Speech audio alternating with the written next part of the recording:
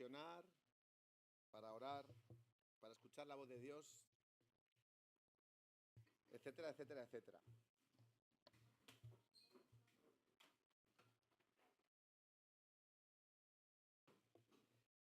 Así que vamos a, como solemos hacer siempre, vamos a poner este tiempo en manos del Señor. Así que vamos a dirigirnos en oración. Padre, gracias por esta mañana. Gracias por las bendiciones que tú nos das cada día, Señor. Gracias porque nos rodeas de tus bendiciones y qué bueno, Señor, es reconocer lo bueno que tú eres en nuestras vidas, porque todo lo bueno procede de ti, Señor. Gracias por tu palabra y gracias porque podemos dirigirnos en esta mañana a escuchar tu voz a través de tu palabra, Señor, y porque tú haces que tu palabra sea entendible para nosotros, Señor. Así que habla a nuestros corazones, Señor, y haz tu obra en cada uno de nosotros. Y ponemos todo este tiempo, Señor, este tiempo de comunión y este tiempo de adoración y este tiempo de estudio también en tus manos, Señor, que te sea agradable todo lo que hablamos, decimos, pensamos, cantamos, Señor, que todo sea para tu gloria, Señor. Y lo ponemos en tus manos, en el nombre de Jesús. Amén. Amén. Y hoy continuamos con Romanos, cambiamos de capítulo, pasamos al siguiente capítulo, al capítulo 7, si no me equivoco. Espero no equivocarme. Pero antes de adentrarnos por esos caminos del capítulo 7, quería hacer un alto en el camino, para vaga la redundancia, para recordar algunos principios importantes de la palabra de Dios, ¿vale? La Biblia es coherente. Hay mucha gente que piensa que la Biblia pues, no es coherente o que son un cúmulo de ideas, de pensamientos, de leyes que no tienen que ver unas con las otras, pero podemos decir que la Biblia es coherente en sí misma. Hay un principio que se estudia que tiene que ver con el estudio y la interpretación de la palabra de Dios, que es que la Biblia se interpreta a sí misma, es coherente en sí misma. Es decir, podemos en algún momento leer algo en la Biblia, aprender algo en la Biblia, que luego es iluminado más tarde a lo largo de todos los libros y todos los capítulos, y esa nueva revelación nos ilumina lo que habíamos leído anteriormente, no lo anula, sino que lo confirma. Luego, ¿qué mejor que para confirmar que la Biblia es coherente que la misma Biblia, que la misma palabra de Dios? ¿O qué pensáis? ¿Que un filósofo puede confirmar la palabra de Dios? ¿O un pensador? Sino Dios mismo, confirmando a nuestros corazones a través de la palabra de Dios, a través de sus palabras salidas de su boca. Y lo podemos hacer de una manera comprensible, a través del razonamiento lógico podemos conocer lo que Dios está diciendo a nuestras vidas, a través de nuestro entendimiento, porque el Señor nos ha dado entendimiento y comprensión, ¿sí o no? Sí, ¿verdad? Por eso estamos aquí. Queremos comprender qué es lo que Dios quiere expresarnos y quiere decirnos en esta mañana. Cuando vamos a la palabra de Dios es importante recordar esto, que la Biblia es coherente. Dice en 2 de Pedro 1:21, la profecía no fue traída en ningún tiempo por la voluntad del hombre, sino que hombres hablaron de parte de Dios al ser llevados por el Espíritu Santo. Por eso la palabra de Dios es coherente, porque está dirigida por el Espíritu Santo, por el mismo Espíritu de Dios, por la misma Espíritu y la misma palabra que ha salido de la boca de Dios. Entonces podemos tener la seguridad y la tranquilidad de que toda la palabra de Dios es coherente. Y en algunas ocasiones quiero hacer incisión en estas cosas porque especialmente en las cartas de Pablo y en otras cartas podemos interpretar versículos o podemos interpretar palabras, y se ha hecho a lo largo de la historia de la Iglesia, que no son coherentes con lo que dice la palabra de Dios en su conjunto. Y hay que tener cuidado con esto. Cuando muchos de vosotros, algunos, habéis estudiado en Éfeso, una de las primeras palabrejas que te enseñan en Éfeso es la exégesis, ¿verdad? la exégesis y otra palabreja es la eisegesis. Os explico. La exégesis viene del prefijo ex, que es sacamos qué información, qué conocimiento sacamos. Me lo confirmas, ¿verdad, primo? Es así. Sacamos qué conocimiento, qué nos dice la palabra de Dios a través del contexto lingüístico, cultural, etcétera, etcétera. Y la eisegesis es lo contrario, cuando yo vengo con mis ideas, con mis pensamientos y las introduzco en el texto para apoyar lo que yo quiero defender.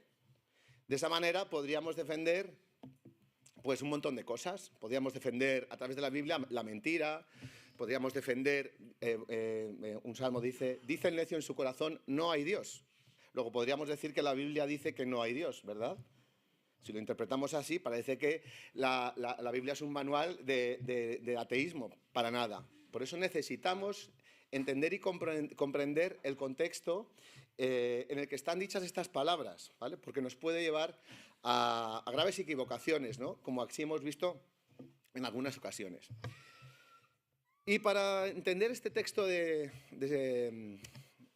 Romanos, este capítulo 7, necesitamos conocer un poquito el contexto de lo que Pablo ha dicho un poquito anteriormente. Y vamos a ir al capítulo 3. Voy a hacer un poco de... Ya lo hemos estudiado, creo que este pasaje lo explicó, nos lo enseñó Luis. Corrígeme si me equivoco, Luis, no sé si estás por aquí. Creo que fuiste tú, en Romanos 3, ¿no? Sí. Luego, una verdad posterior, como hemos dicho, no contradice nunca una verdad anterior. Al revés, la confirma. Lo que dijo David, lo que dijo Isaías, lo que dijo Abraham, lo que dijo pues todos personajes del Antiguo Testamento, hombres de Dios, se confirma en el Nuevo Testamento. No se anula ni deja de tener coherencia. Y en Romanos 3 vamos a ver estos 4 versículos clave. El primero, Romanos 3:20, ya que por las obras de la ley ningún ser humano será justificado delante de él, porque por medio de la ley es el conocimiento del pecado. Luego vamos a empezar a familiarizarnos con el lenguaje del capítulo 7, con estos versículos. Por medio de la ley conocemos el pecado, ¿vale? Vamos a explicarlo luego y hablar un poquito más extendidamente. En 3:23, 3 versículos más adelante, dice: por cuanto todos pecaron y están destituidos de la gloria de Dios. Son principios que tenemos que conocer y tenemos que saber y tenemos que recordar. En el 3:24, siendo justificados gratuitamente por su gracia, mediante la redención que es en Cristo Jesús. Luego, esta redención que viene por Cristo de manera gratuita, ¿vale? Y en el 31, luego, ¿por la fe invalidamos la ley? En ninguna manera, sino que confirmamos la ley. La fe explica para qué estaba la ley, la fe confirma para qué estaba hecha la ley y nos da luz sobre lo que es la ley también. Especialmente a los que no venimos de un contexto judío, ¿vale? Luego vamos ya a meternos un poco en harina, a desmenuzar un poquito esta palabra de desmenuzar y de desgranar, me encanta, porque todos tenemos una comida típica que comemos el día de Nochebuena y de Navidad, ¿verdad? ¿Sí? Yo cuando oigo la palabra desmenuzar me recuerda a la sopa de pescado que hace mi madre, porque desmenuza el pescado.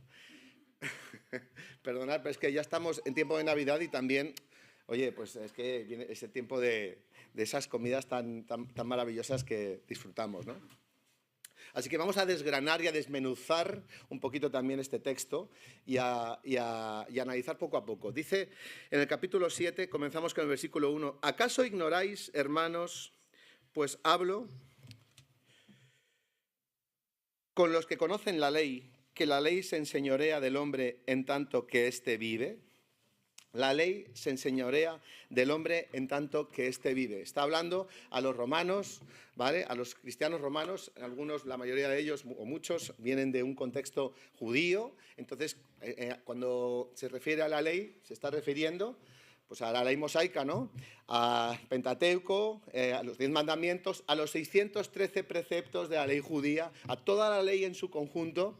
Entonces, le pregunta a estos romanos, ¿Acaso lo ignoráis? ¿Acaso no lo conocéis? Que la ley se enseñorea del hombre en tanto que éste vive. Y es interesante porque aquí hace un juego de palabras Pablo, porque está hablando de la ley mosaica, pero cuando dice que la ley se enseñorea del hombre en tanto que éste vive, esa palabra ley, ese segundo término de ley, no se está refiriendo exactamente a la ley mosaica, sino se está refiriendo a una ley más general todavía, como una ley universal, ¿vale?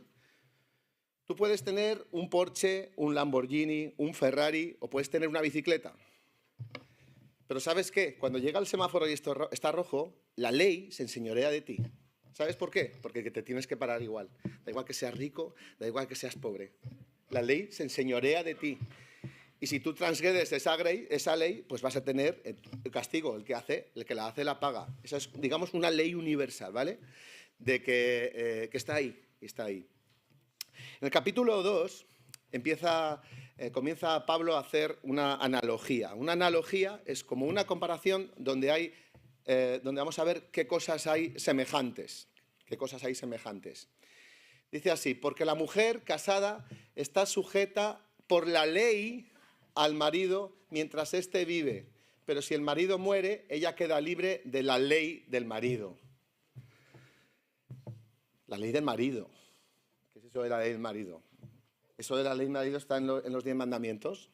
¿Os suena? La ley del marido.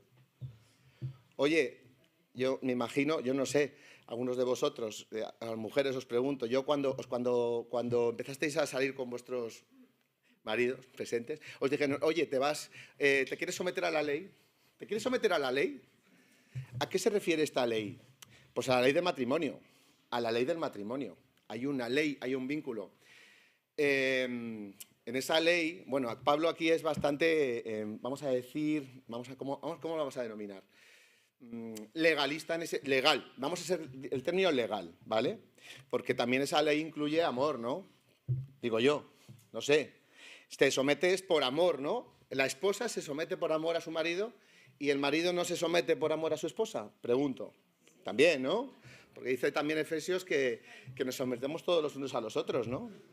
Así que esto aquí Pablo, pero fijaros lo importante que es esto, porque qué fácil es interpretar este versículo para defender una idea que yo tengo. ¿Os dais cuenta? Lo que hemos comentado antes.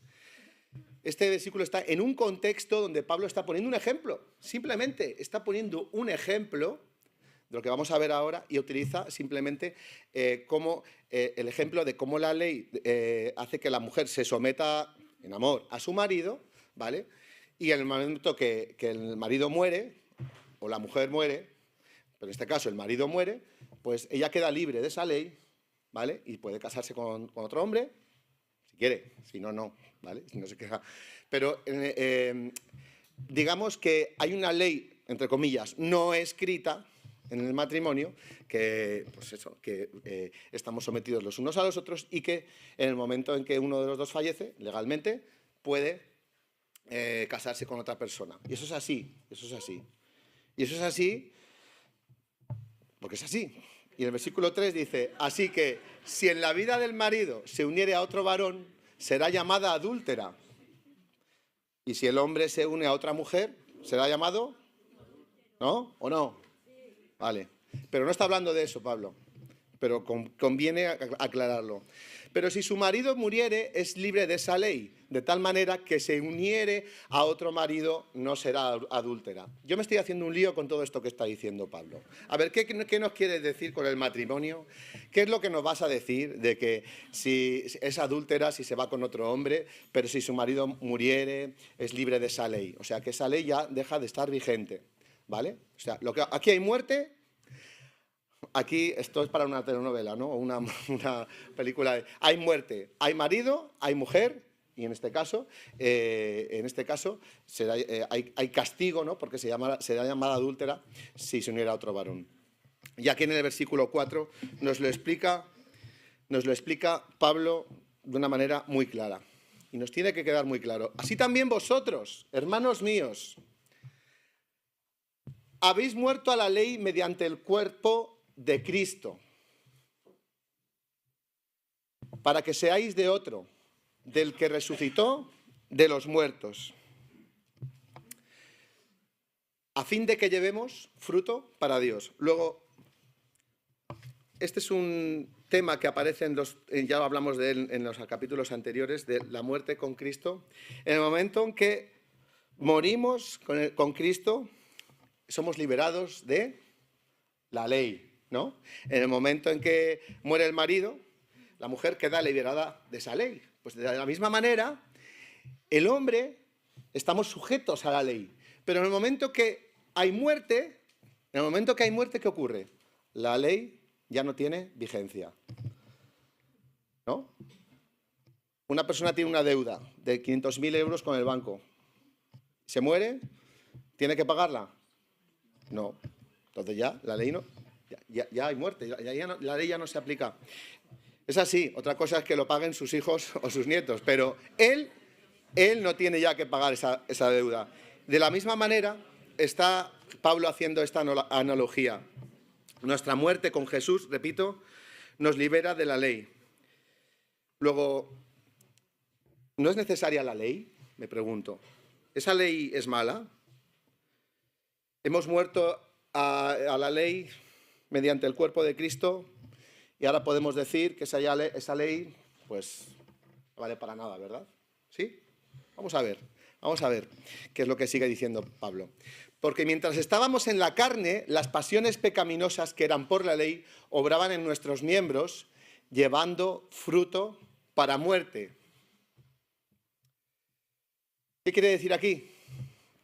Si tú no conoces la ley, tú estás pecando, tú estás haciendo algo, por ejemplo, estás, no sé, mintiendo, vamos a decir, tú estás mintiendo. Si tú no conoces la ley, tú no sabes que es pecado, tú estás mintiendo, pero, oye, pues eso, pues, tan tranquilo. Pero en el momento que sabes que mentir es pecado, esa mentira, ¿qué ocurre? Te está diciendo a tu conciencia, esto es muerte, estás llevando un fruto de muerte, porque yo no sabía que mentir era pecado. Pero ahora que sé que mentir es pecado, eso me estás diciendo que esto me trae la muerte. Además, no hace falta que tenga que transgredir todos los mandamientos. Con que transgreda uno ya estoy condenado, ¿no? Luego, estaba hablando Pablo de la vida pasada, de cuando estábamos en la carne. Pero como nos explicaba en el capítulo 6, hemos visto las semanas anteriores, hemos muerto al pecado. Ya hemos muerto al pecado. Dice el versículo 6, pero ahora estamos libres de la ley por haber muerto para aquella en que estábamos sujetos, de modo que sirvamos bajo el régimen nuevo del Espíritu y no bajo el régimen viejo de la letra. Este versículo es un versículo clave, el versículo 6. Parece que la ley no vale, es el régimen malo de la letra. Parece que Pablo está rebajando la ley de Dios. Parece que los mandamientos ya están abolidos. Eso es lo que nos da la sensación, ¿verdad?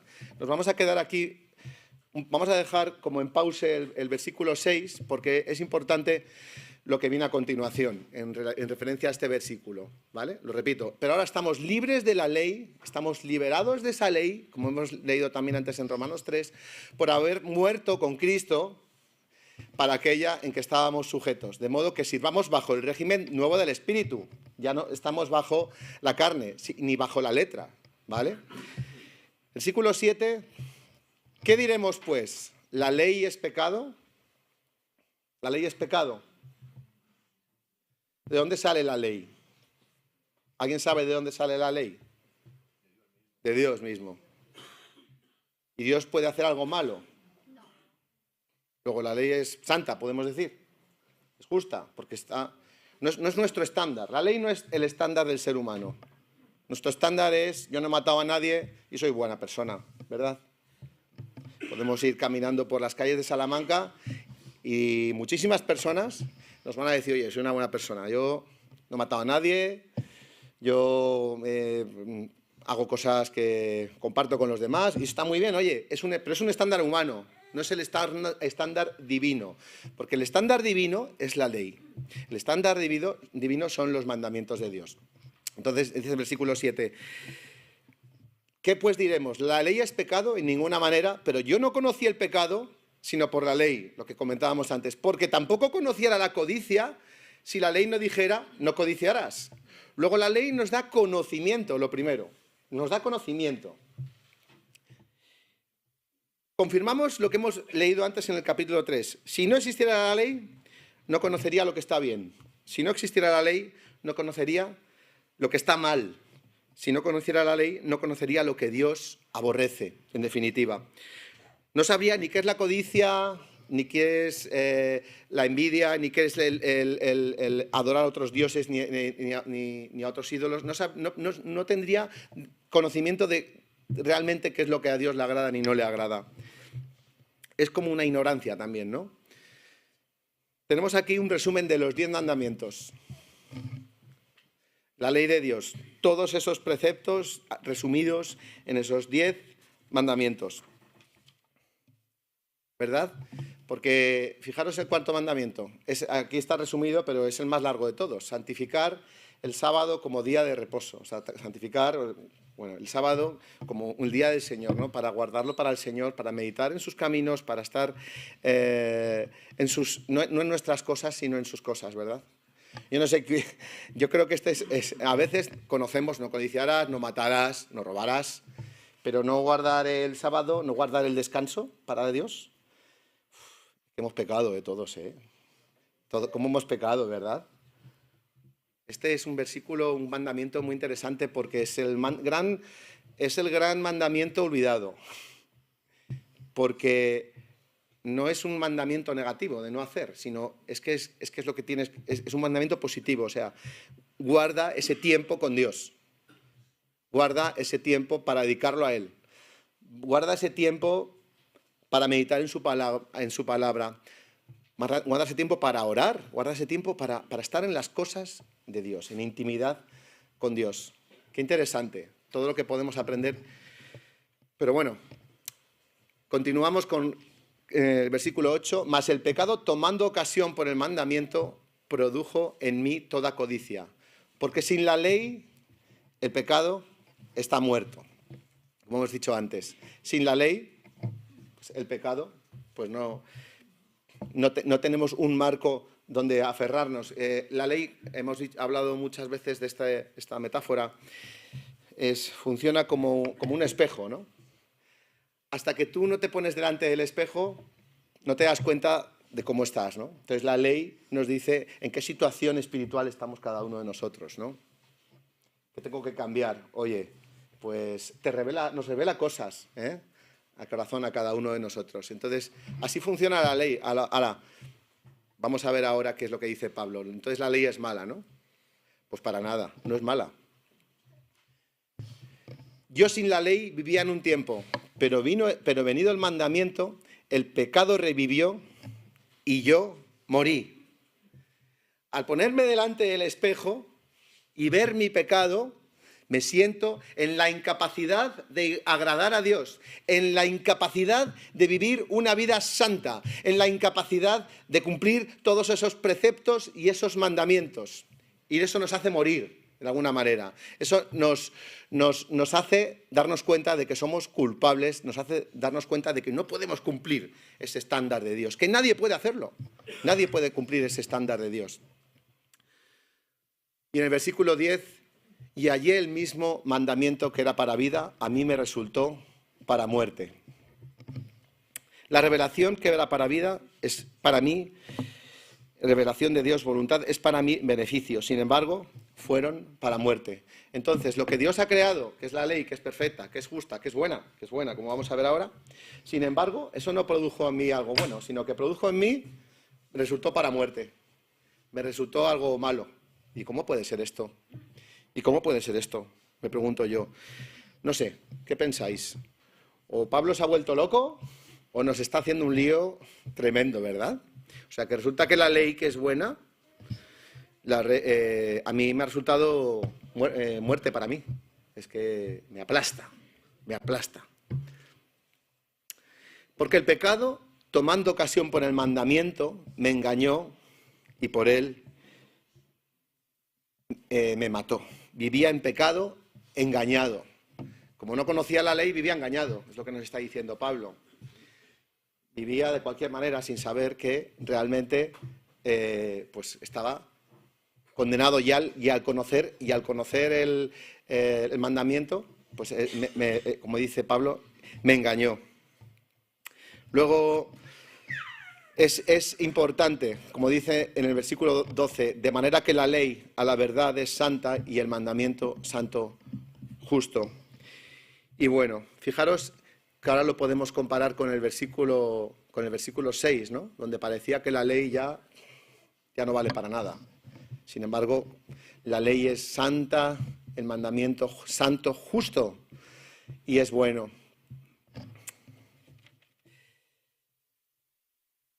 En el versículo 13 empieza Pablo con otra pregunta. Luego, ¿lo que es bueno vino a ser muerte para mí? En ninguna manera, sino que el pecado, para mostrarse pecado, produjo en mí la muerte por medio de lo que es bueno, a fin de que por el mandamiento el pecado llegase a ser sobremanera pecaminoso. Luego, lo que es bueno, como dice Pablo, ¿vino a ser muerte para mí? Como vimos anteriormente. Nada, de eso nada. Teníamos que pasar por ahí. El pecado, para mostrarse pecado, produjo la muerte, como vemos, de lo que es bueno. Para que la gente sepa lo que es bueno, necesita revelarnos. Para saber lo que realmente es bueno, necesitamos conocer realmente nuestro estado de muerte espiritual. Y el pecado es grotesco. El pecado, como decía esa canción de Rafael, es un escándalo. Es grotesco. Y es no solo malo, va muchísimo más allá.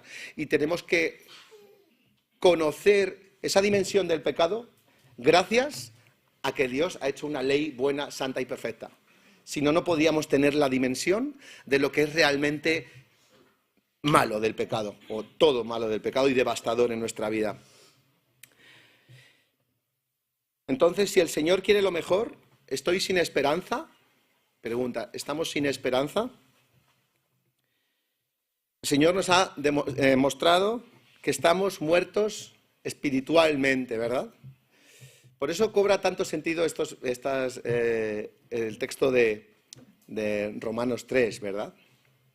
De que teníamos que conocer que hemos muerto a la ley con Cristo para vivir y para vivir una nueva naturaleza en Cristo gracias a su muerte y gracias a su resurrección. Así que, de alguna manera, teníamos que conocer esta dimensión del pecado en nuestra vida. Y lo que estamos recordando todos los domingos y siempre que nos estamos reuniendo es la dimensión de lo que ha hecho la obra de Cristo en cada uno de nosotros, en cada uno de los que hemos creído, los que somos creyentes en Cristo Jesús. Entonces, mi pregunta es la siguiente. ¿Qué hacemos con la ley? ¿Qué hacemos con la ley? ¿Cumplimos la ley? ¿O no? ¿Podemos cumplir la ley? ¿Podemos cumplir la ley? No podemos cumplir la ley, pero la ley es buena. Así que la ley, aunque nosotros ya no estamos sometidos a la ley, es lo que nos explica este texto, la ley está ahí. Y la ley es buena, y la ley es santa. Pero no podemos cumplirla, y sobre todo hay un matiz muy importante. Una cosa es que la ley sea buena, como una ley moral para nuestras vidas, y otra cosa es que la ley nos justifique y nos perdone, o sea, consigamos la salvación mediante la observancia de la ley, mediante el cumplimiento de las normas. ¿Y por qué está diciendo esto Pablo? Porque en el siglo I los judíos estaban tan obsesionados con la ley que pensaban que un judío era salvo solo cumpliendo los preceptos y las normas. Pero no es lo que está explicando Pablo aquí. Está diciendo que todos esos preceptos y todas esas normas no nos valen para nada con respecto a nuestra justificación, sino que solo nos vale la justificación por la sangre de Cristo. Solo nos vale la muerte de Cristo por cada uno de nosotros, su sacrificio expiatorio por cada uno de nosotros. Así que sí es buena la ley a nivel moral, de hecho, es una bendición, te va a ir bien en la vida. Si no matas, te va a ir mejor que si matas. Si no robas, te va a ir mejor que si robas. Y de hecho, Dios te bendice cuando haces lo que Él le agrada. ¿Por qué? Porque es el estándar de Dios. Es así. Si pasas tiempo con Dios, Dios lo va a bendecir. Y sabes que Dios ha creado la ley para bendecirnos. Y a veces no tanto para prohibirnos, ¿no? Porque qué placer es matar a alguien, ¿verdad? Qué increíble, qué placer más grande, ¿verdad? O mentir a tu mejor amigo, o a tu mujer, o a tu marido, ¿no? Qué placer, ¿verdad? O sea, el Señor nos está diciendo, esto es lo bueno, y este es mi estándar. Y si lo cumples, y si lo vives, y si lo quieres, y lo abrazas y lo amas, te va a ir bien. Pero no tiene nada que ver con la salvación. Porque la salvación no la podemos conseguir mediante el cumplimiento de las normas. Es imposible, ¿vale? Luego tenemos varias preguntas y me gustaría que hoy nos fuéramos por lo menos con 3 preguntas claras a nuestra casa. La primera de ellas es, ¿qué significa morir a la ley? ¿Alguien puede responderla? Si no, para vosotros. Pensamos, ¿qué significa morir a la ley? Que la ley ya no vale para nada, que la ley ya no tiene vigencia. Morir a la ley significa que ya no intentamos cumplir la ley para ser justificados, sino que somos justificados por la fe. La ley no es nuestra ama, sino que ahora pertenecemos a Cristo resucitado. Luego ya tenemos libertad, tenemos la libertad y la libertad que hemos conseguido por medio de Cristo, que nos ha liberado de esa ley, ¿vale? Para ser justificados, de alguna manera. Segunda pregunta. ¿Estamos muertos a la ley? ¿Estamos muertos a la ley? ¿Qué pensáis? ¿Que sí o que no? Esta tiene que quedar clara, ¿eh? ¿Estamos muertos a la ley? No, pero en cuanto a lo que has estado explicando, desde ella para justificarnos. Eso es. Es una paradoja en sí misma. Sí, a través, como lo que has dicho, José Luis, a través de la muerte de Cristo el creyente muere a la jurisdicción de la ley, quedando libre de ella como medio para obtener justicia, para que podamos estar unidos a Cristo. Y por último, esta sí que la vais a probar todos, espero, ¿es la ley pecaminosa? Para nada. La ley es santa, es justa y la ley es buena. Dice Benjamin Franklin, el inventor del pararrayos. Dice, ser cristiano se trata menos de evitar cuidadosamente el pecado, entre paréntesis, como hecho aislado. Mi objetivo en la vida es cumplir, no pecar. Mi objetivo en la vida es hacerlo todo perfecto, cumplir todas las normas. Lo de orar y lo de buscar al Señor, leer la palabra, tener comunión con otros, me da igual. Esto es lo que estaban viviendo los judíos del siglo I. Estaban tan obsesionados con la ley que solo se preocupaban por hacer las cosas bien. Pero no basta con eso. Dice, y más de hacer la voluntad de Dios activamente y con valentía. ¿Y sabes por qué? Porque cuando quieres hacer la voluntad de Dios, cuando quieres vivir por fe, con valentía, ¿sabéis qué? Te va a salir solo. Te va a salir solo hacer lo que a Dios le agrada. Te va a salir solo no querer pecar. Te va a salir solo ofender a Dios. Cuando tenemos una relación con Dios, cuando amamos a Dios y queremos estar con Él, digamos que el Señor empieza a hacer en nosotros una obra en la que empieza a quitar el pecado de nuestra vida, pero no es su obra. Es su mérito, no es nuestro mérito, no sé cómo explicarlo. Nosotros no podemos, por nosotros mismos, liberarnos de la ley del pecado. Por eso necesitamos tanto al Señor. Y por eso los judíos del siglo I se habían olvidado de que lo primero es el Señor. Lo primero es amarle a Él. Por eso Jesús resume toda la ley y los mandamientos, no los anula, los confirma. ¿En cuál mandamiento? Amarás a Dios sobre todas las y al prójimo. Ahí están toda la ley, todos los preceptos, todo Pentateuco, Génesis, Éxodo, Levítico, todos los libros, toda la ley y los profetas están ahí. Amarás a Dios sobre todas las cosas y al prójimo como a ti mismo. Qué bueno, ¿no? Oye, ¿no estáis contentos de haber sido liberados de la ley? Yo no sé si aquí hay alguien que podría cumplir toda la ley. Lo siento, pero no hay nadie que podría cumplir toda la ley. Pero tenemos una esperanza viva en Cristo. Y es lo que está recordando. Es lo que está recordando Pablo a los romanos a lo largo de este pasaje. Que como hemos visto, mientras estamos vivos, estamos sujetos al pecado. Pero como hemos muerto con Cristo, hemos sido liberados y ahora ya vivimos libres para caminar con Cristo. Y ya no estamos bajo la ley. La ley es buena, pero ya no vivimos bajo la ley. Vivimos bajo el Espíritu, bajo la gracia, ¿no? No sé si tenéis alguna pregunta. Fácil, por favor. Porque, ¿sí? ¿Hay preguntas? A ver.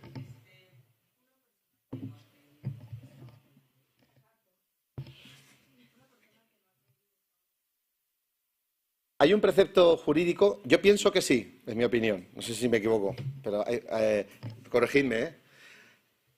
Hay un principio jurídico que dice el desconocimiento de la ley no te exime de su cumplimiento, ¿no? Yo me salto un semáforo, me para el policía y me dice, usted ha transgredido la ley, pero yo no conocía, da igual, vas a pagar, ¿eh? Vas a pagar igualmente. Por lo que yo entiendo, el desconocimiento de la ley no te exime de ella, no te exime de su cumplimiento. Pero es verdad que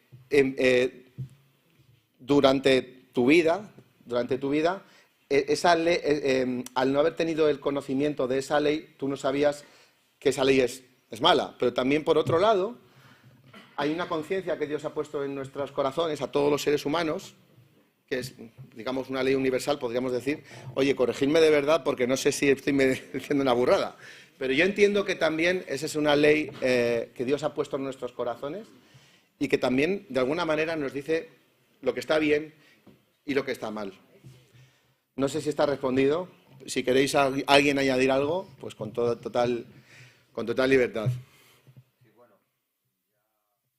ya quedó expuesto en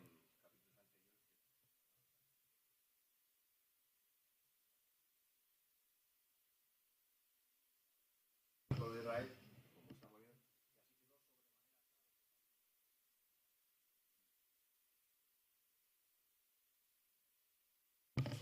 como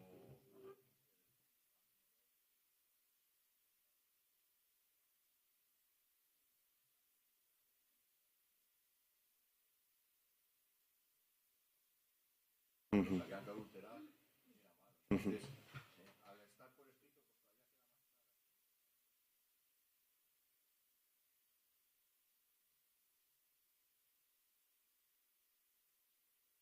pues más una, bueno, si es que alguna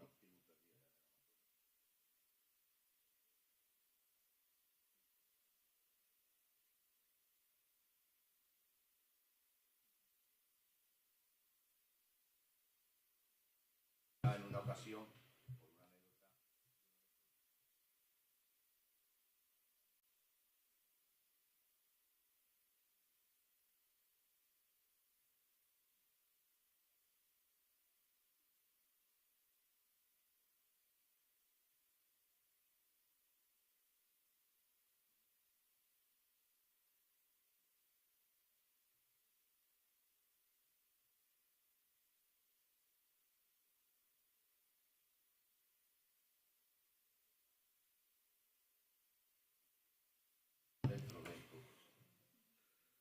Gracias, José Luis. Queda más o menos aclarado. ¿Alguna pregunta más? ¿No? Bueno, pues vamos a terminar este tiempo y ahora vamos a tener un tiempo para compartir, para hablar, para tomar un cafelito calentito este día de niebla. Señor y Padre, gracias. Gracias, Padre, por tu palabra y gracias, Señor, porque nos duele. Nos duele saber que estamos muertos con respecto a la ley, que estábamos muertos, Señor, y que no teníamos ninguna opción y que el pecado era escandaloso porque nos llevaba a las profundidades del infierno, Señor, de la separación de ti. Pero por otro lado, Señor, gracias, Padre, porque unidos a ti, hemos muerto contigo, Señor, y hemos resucitado contigo, y hemos entrado, Señor, en tu presencia, en la presencia de tu gloria, Señor, y en la presencia de tu salvación, y que somos salvos, Señor, justificados por ti, Señor, porque no podemos ganar la salvación por nosotros mismos, Señor. Tú la ganaste para nosotros, Padre. Por eso estamos aquí, por eso venimos a alabarte, por eso venimos a honrarte, por eso queremos vivir una vida, Señor, para ti. Ayúdanos a vivir una vida apartada del pecado, pero también sabemos que cuanto más estamos cerca de ti, Señor, más lejos vamos a estar de hacer lo que te desagrada. Así que ayúdanos, fortalécenos, Señor, y ayúdanos a vivir vidas santas y piadosas porque a ti te agrada, Señor. Gracias por ponernos un estándar tan alto que no podemos alcanzarlo sin ti, Señor. Así que gracias por esta palabra. En nombre de Jesús, amén.